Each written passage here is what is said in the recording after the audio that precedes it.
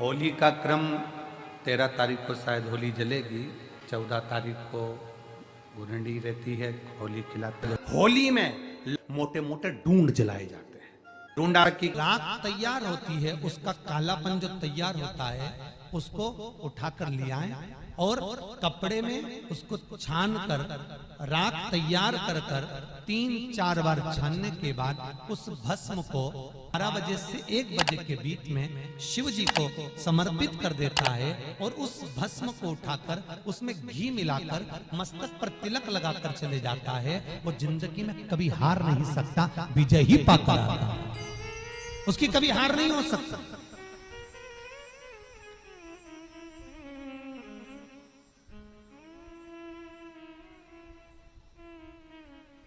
वो कभी हार नहीं सकता।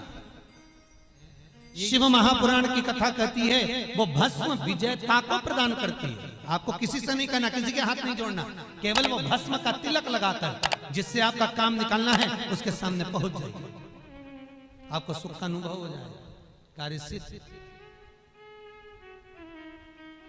तो भस्म इतनी प्रबल होती है। पूरी कहानी गलत बताई। अगर दुनिया के लोग सही कहानी बताते तो भतीजा और बुआ का संबंध खराब नहीं होता। कहानी गलत थी ना।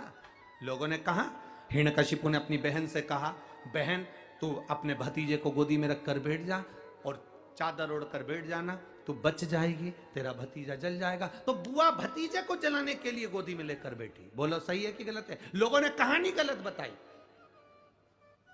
होली का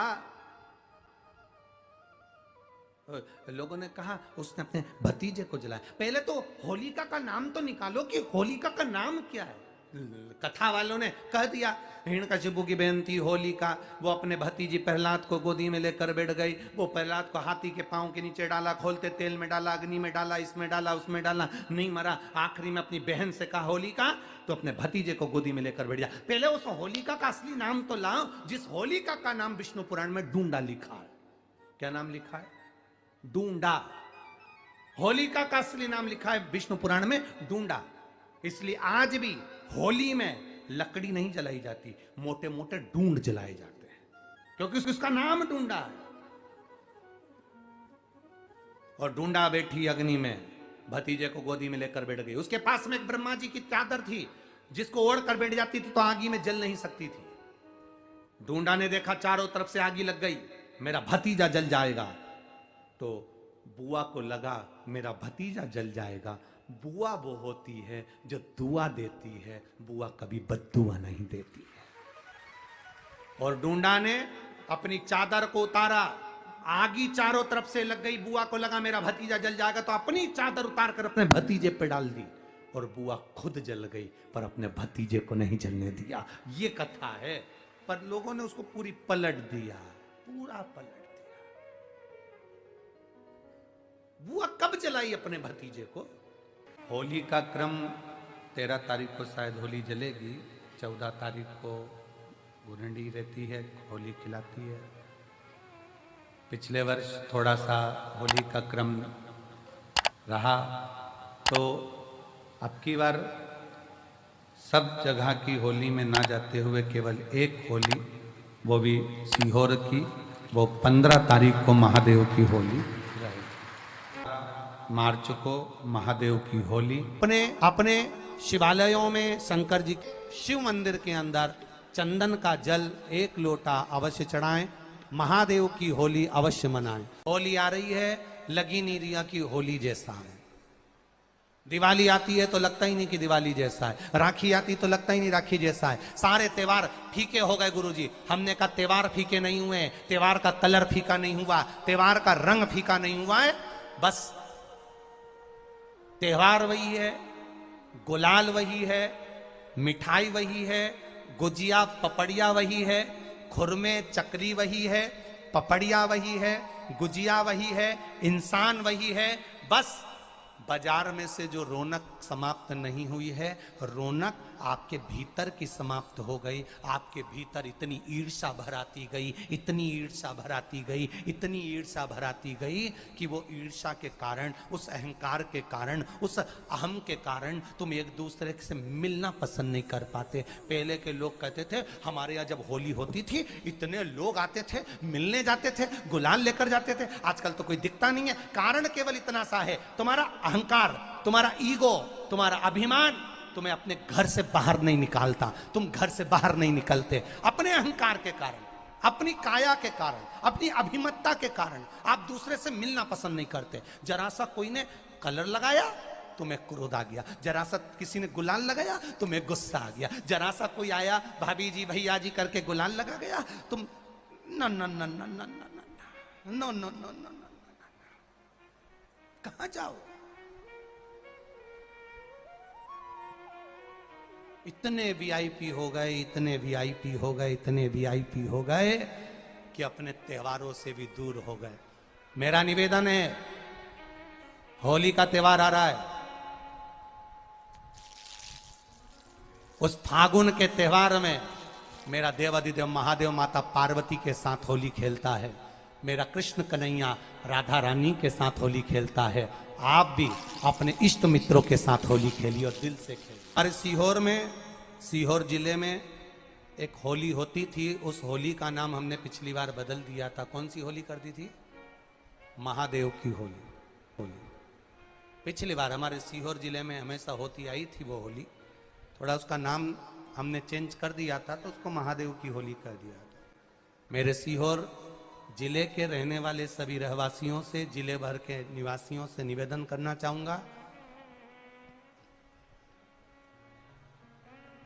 वो पुरानी होली को बंद कर महादेव की होली नाम दिया गया है। शिव मंदिर में जाना है, चंदन का जल शिव जी को 1 लोटा चढ़ाना। एक बात अपनी जिंदगी में उतार कर रखो, शंकर भगवान को घी का दिया भी लगाओ तो तुम्हारे घर में जो असली घी हो, थोड़ा सा भले 1 बत्ती लगाओ, भले इतनी सी बत्ती जलाओ, पर असली घी की जलाओ।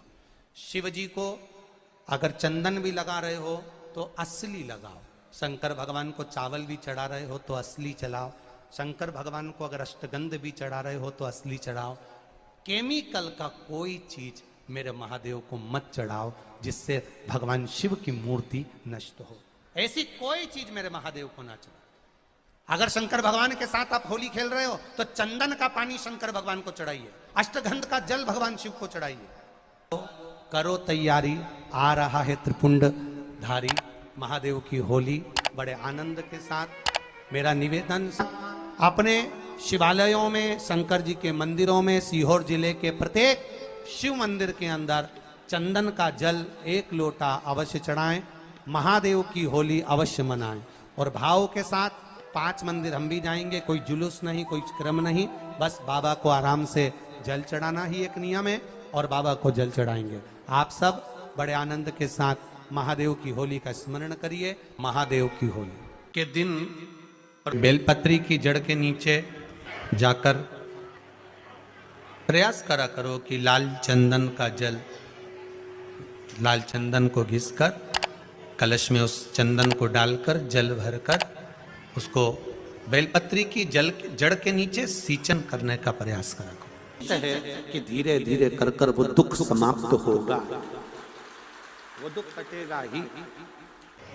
एक बहुत ध्यान देने वाली बात है कि अगर मान लो कि कहीं पैसा अटक गया है, नहीं आ रहा है, बहुत अथक प्रयास कर लिया, चंदन का जो जल होता है ये व्यक्ति के जीवन में जो धन कहीं रुक गया, अटक गया, नहीं दे रहा, बेलपत्री के वृक्ष के नीचे, जड़ के नीचे सींचन करने से वो प्राप्त होता है। अथर्ववेद में वर्णन किया गया कि पीपल के वृक्ष की जो जड़ होती है, बेलपत्री के वृक्ष की जो जड़ होती है और आंवले के वृक्ष की जो जड़ होती है, इसके नीचे स्वर्ग का निवास होता है। किसका निवास है? स्वर्ग का निवास। जहां पर ये वृक्ष होता है और उस वृक्ष के नीचे बैठकर हम जब किस जल का सींचन कर रहे हैं। जैसे अभी आपको कहा था कि जल में अगर लाल चंदन मिला हो और आप बेलपत्री के जड़ में सींचन कर रहे हैं तो लक्ष्मी की आवक बढ़ेगी। कहीं पैसा अपना अटक गया, नहीं आ रहा, आएगा। पीपल की जड़ में इत्र का जल, पीपल की जो जड़ होती है उसमें इत्र का पानी, थोड़ा सा जल, उसमें थोड़ा सा इत्र का भाग हो महाराज, और आप भगवान पीपल देव, पिपलेश्वर महादेव का स्मरण कर कर पीपल की जड़ में अगर जल चढ़ा रहे हैं, और मान लो शरीर में कोई कष्ट हो गया है, शरीर में कोई रोग हो गया है, कोई मालूम पड़े ये हाथ 4 दिन से दुख रहा है, या 4 दिन से ये नस दब गई है, या ये कमर दब रही है, तो आप 2-4 दिन कर देखो। कलश के अंदर जल, जल में इत्र का थोड़ा सा भाग, पीपल की जड़ के नीचे आप उसका सींचन करिए पिपलेश्वर महादेव के नाम से। उस जल को थोड़ा सा भाग लेकर आ जाओ उसी में से जो चढ़ाया है, और उस स्थान पर जहां कष्ट है उसको लगाना प्रारंभ करिए। 2 दिन 3 दिन कर देखो। प्रैक्टिकल करने में क्या जाता है, सीवर वाला महाराज झूठ बोल रहा हो तो। कभी कभी अगर ऐसा लगे जीवन में कि दुख बहुत ज्यादा आ गया है, बहुत तकलीफ आ गई है, तो लाल चंदन को घिसकर उस लाल चंदन का लेपन भगवान शंकर पर कर कर फिर पानी चढ़ाओ। अगर कोई संकट भारी है और निकट रहा, जैसे किसी नारी का गर्भ नहीं ठहर रहा, 15 साल हो गए, 20 साल हो गए, 25 साल, जैसे इसने लिखा एक माता ने कि 18 साल की बेटी हो गई थी पर संतान में पुत्र नहीं, तो उसने भाव से कथा सुनी। ऐसे आपके भीतर अगर 20 साल हो गए, 25 साल हो गए, 30 साल हो गए, संतान का सुख ही नहीं है, लाल चंदन का लेपन बाबा भोलेनाथ पर करना प्रारंभ करो। पीठिका पर लाल चंदन का लेपन करना प्रारंभ करो। लाल चंदन से बाबा का श्रृंगार करना प्रारंभ करो। एक बेलपत्री पर लाल चंदन, दोनों पत्ती नीचे वाली, जो नीचे